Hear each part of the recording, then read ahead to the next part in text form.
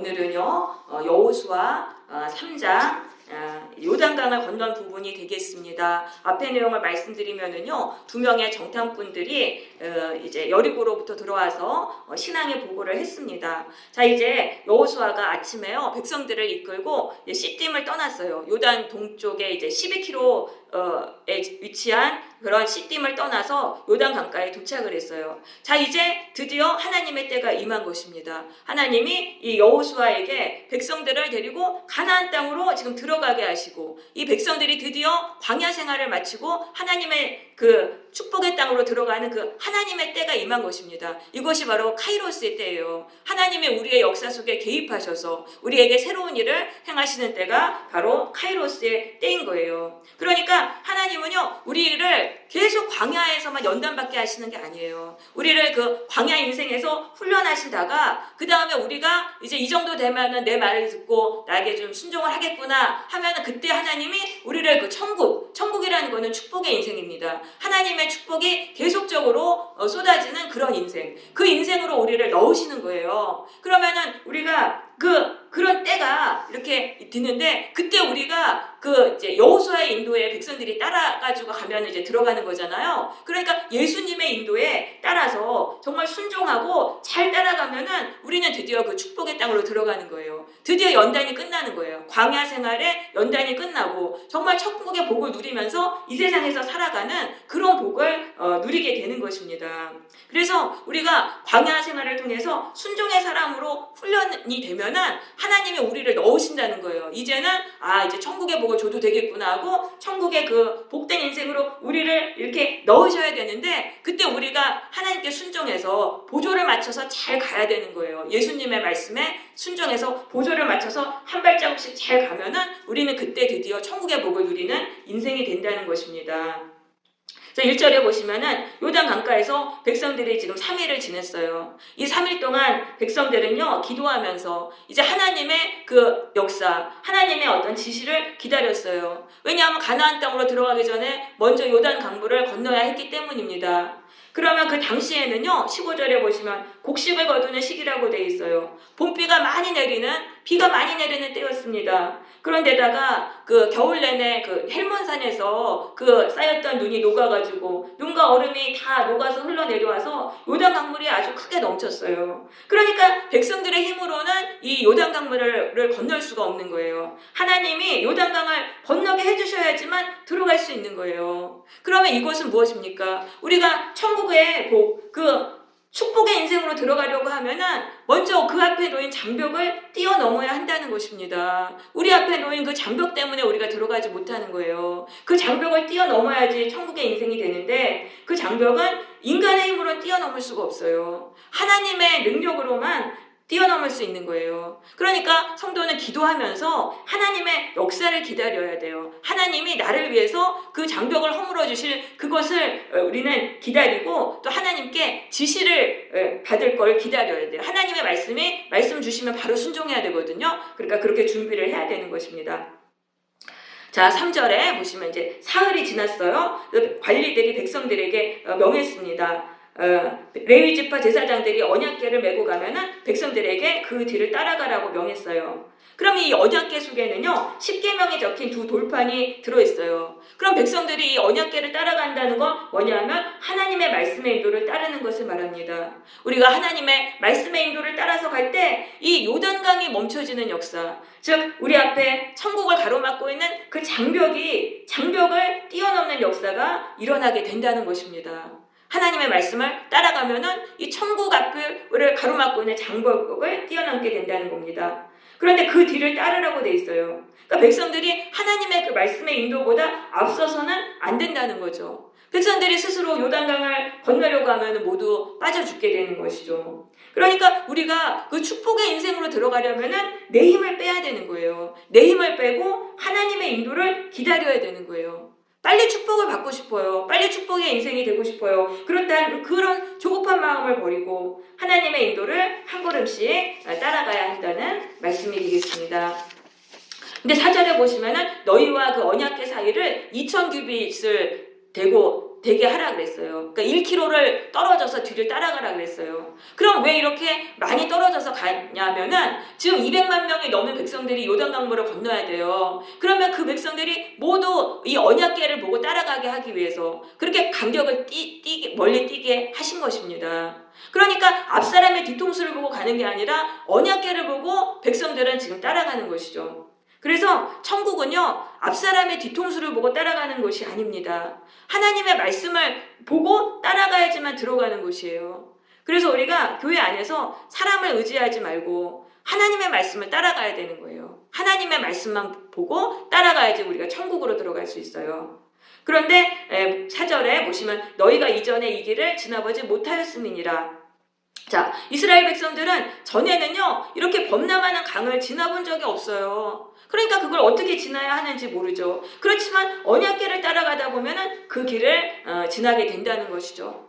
그러면 우리가 천국으로 가는 길, 우리가 이전에 가본 적이 없어요. 그래서 우리는 어떻게 그 길을 가야 하는지 모르죠. 하지만 우리가 하나님의 말씀의 인도를 따라갈 때 우리는 천국의 길로 가게 되는 것입니다. 그래서 시편 119편 105절에서 주의 말씀은 내 발의 등이요 내 길의 빛이니이다라고 말씀했던 것입니다. 네, 그래서 5절 보겠습니다. 요단강을 건너기 전날에 이제 여호수아가 백성들에게 명령했습니다. 자신을 성결하게 하라. 죄를 멀리 하라는 거예요. 왜냐하면은 지금 하나님이 오셔가지고 요단강을 멈추실 그 기적을 이제 행하실 것이기 때문이에요. 그런데 하나님은 거룩하시니까 백성들이 죄가 있으면 오실 수가 없는 거예요. 하나님이 백성들을 구원해 주실 수가 없잖아요. 그러니까 백성들에게 죄를 멀리하고 자신을 성결하게 하라고 그렇게 말했던 것입니다. 그래서 우리 성도는요, 자기를 죄로부터 성결하게 해야 돼요. 그래서 하나님이 나와 동행하실 수 있도록 늘 우리를 깨끗하게 해야 되는 거예요. 그럼 하나님이 우리를 구원해 주시고 천국의 복을 주시기 위해서 우리에게 오셨을 때 하나님이 우리와 함께 하실 수 있는 거예요. 그렇게 하심으로 우리는 그 장벽을 뛰어넘고 하나님의 능력으로 장벽을 뛰어넘고 천국으로 도약하게 되는 것이죠. 그래서 성도가 할 유일한 일은 자신을 성결하게 하는 것입니다. 요단강을 건너기 위해서 백성들이 배를 만들고 그렇게 그걸 하는 게 아니에요. 자기를 성결하게 해야지만 하나님이 함께 하셔서 그 장벽을 뛰어넘게 되는 거죠. 그래서 구원의 비결은 거룩과 성결인 것입니다. 여호수아는 제사장들에게 언약궤를 메고 백성들 앞에서 요단강으로 이제 가게 했어요. 그러자 이제 하나님이 여호수아에게 말씀하셨습니다. 내가 요단강을 멈추는 기적을 행함으로 너를 백성들 앞에서 크게 하리라. 자, 이 홍해를 건넌 기적을 통해서 모세가 이스라엘 백성들에게 주의 위대한 종으로 확실하게 인정을 받았잖아요. 그것던 것처럼 요단강을 멈추는 이 기적을 통해서 하나님은 여호수아가 이스라엘의 지도자로 인정받게 될 것이다라고 말씀하시는 것입니다. 하나님이 세우신 목회자는요, 하나님의 영적인 권위를 주세요. 그래서 성도들이 순종할 수 있도록 그렇게 하시는 것이죠. 자, 9절입니다. 9절에 보면서 여호수아가 백성들한테 말을 합니다. 너희의 하나님 여호와의 말씀을 들으라. 자, 너희의 하나님 여호와라고 말씀합니다. 자, 이 모세와 함께 하셨던 하나님은요, 이스라엘 백성들과도 함께 하시는 하나님이에요. 그렇기 때문에 모세에게만 홍해가 갈라지는 기적이 일어나는 게 아니죠. 백성들에게도 동일한 하나님의 기적이 일어나는 것입니다.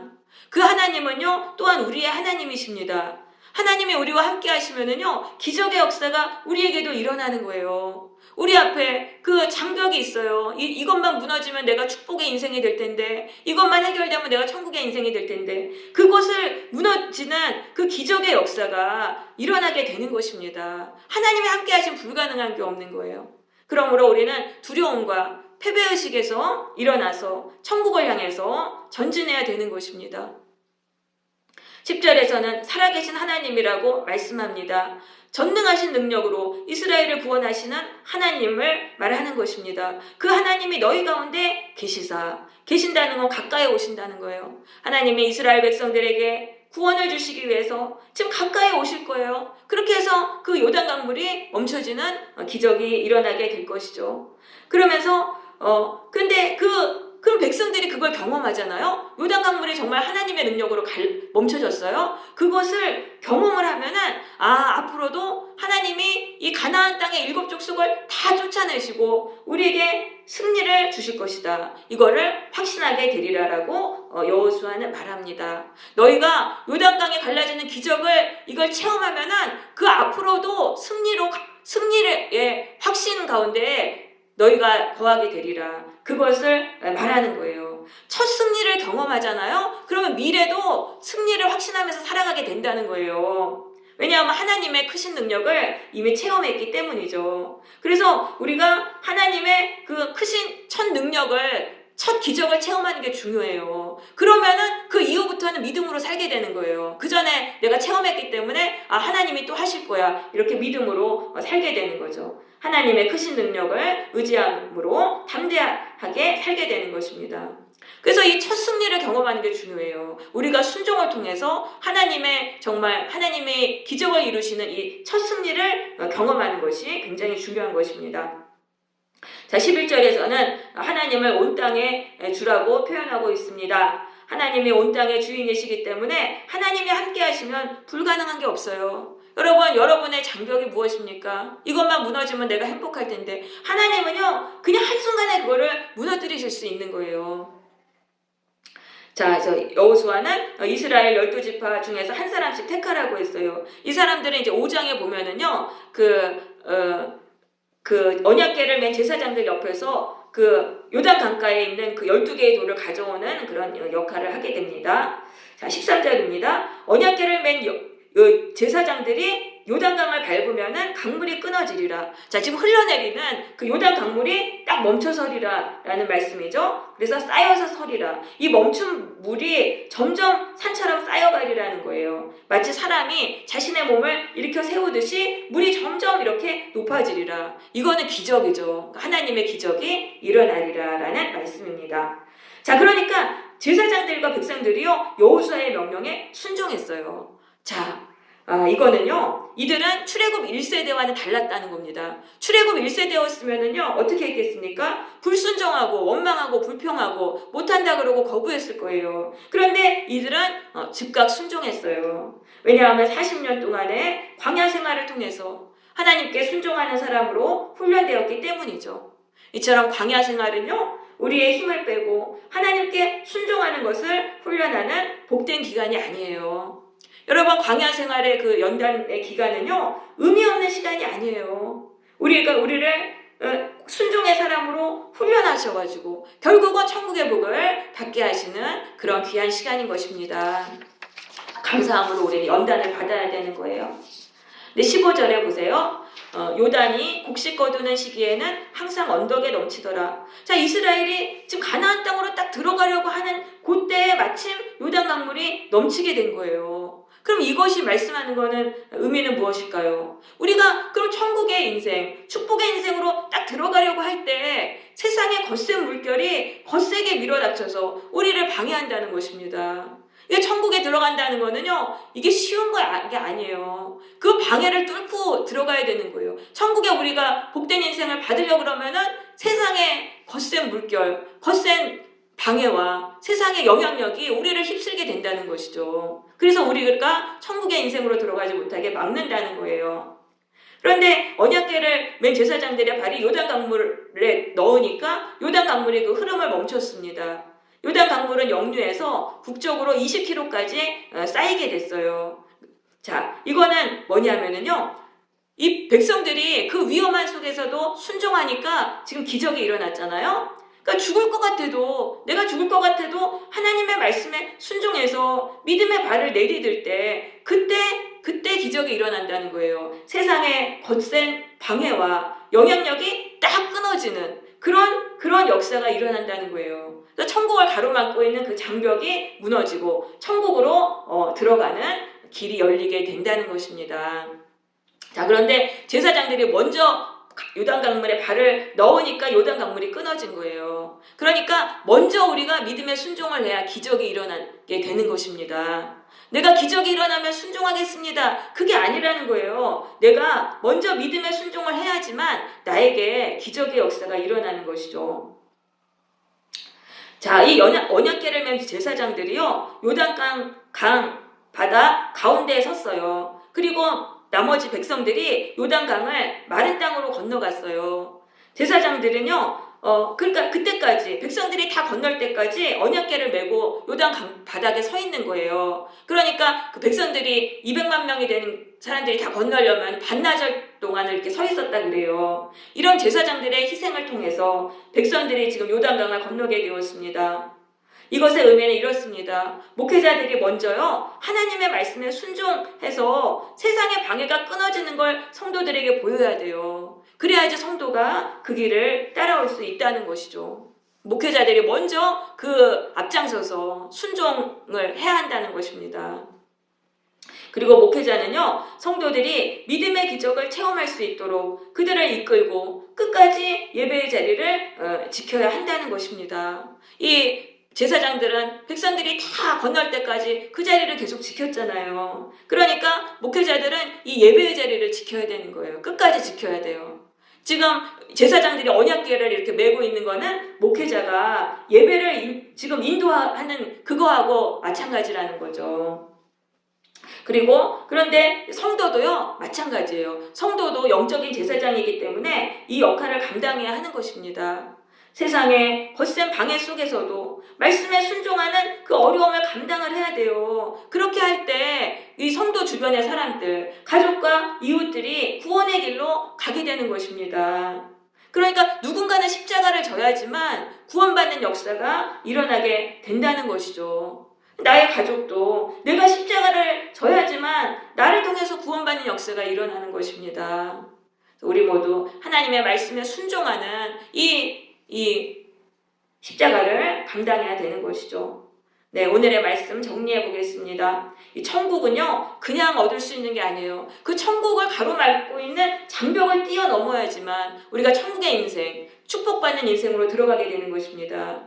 그러면 이 장벽은 무엇이냐면은 세상의 방해와 영향력인 것입니다. 그런데 우리가 하나님의 말씀을 따라서 한 걸음씩 순종할 때 세상의 방해와 그 영향력을 물리치게 된다는 것이죠.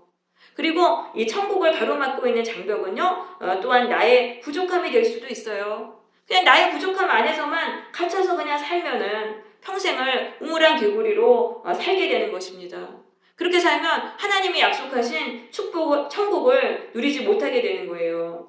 그렇지만 우리가 하나님의 말씀에 순종하면 나의 능력의 한계를 깨게 돼요. 그렇게 해서 우리 가운데 복된 새로운 인생, 축복의 인생이 열리게 되는 것입니다. 네, 아멘.